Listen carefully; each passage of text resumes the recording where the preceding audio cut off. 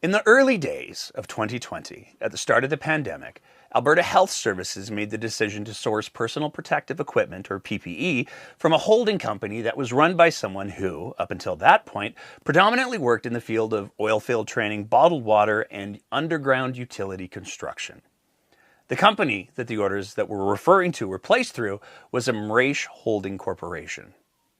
A report by independent journalist Kim Seaver highlighted that the contact for Mraish Holdings Corporation was a Sam Hassan Mraish, using an email address from another one of his companies, an oilfield training one, the Carver PA Corporation.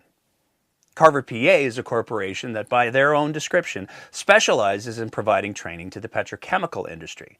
They claim, "We are the only recruiting firm in the petro-energy sector that has an internal technical training and consulting department." That initial purchase of PPE was reportedly for $228 million and included masks, gowns, and thermometers. Most of the supplies were made in China, and there were some pretty significant quality control issues. In fact, the quality control was so bad, it made widespread news. The masks, delivered under the brand name Vanch, were reportedly of such low quality that many didn't even fit the faces of healthcare workers properly. They had nose pieces that unsafely didn't hold their shape, and because of that, couldn't create a seal providing the proper protection for healthcare workers braving the pandemic.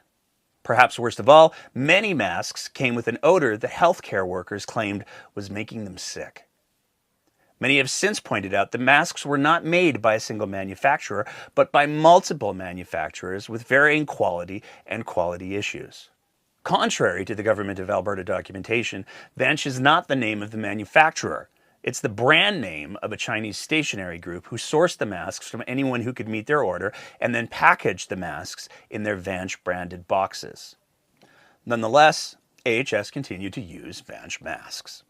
So to be clear, at the start of the pandemic, when protection for healthcare workers should have been a foremost concern, a company that had no obvious experience or track record in providing healthcare personal protective equipment received a sole-sourced contract for product that turned out, in some cases, to be incredibly substandard and in other cases, allegedly harmful to the very healthcare workers it was supposed to protect.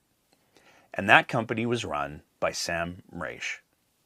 This sole source contract for problematic PPE was, in effect, the birth of a new company called MH Care Medical under the Mraish Holding Corporation or Mraish Investment Corp umbrella. And it wasn't the last time that they would deliver problematic product to Alberta at great cost to the taxpayer in a high-profile manner.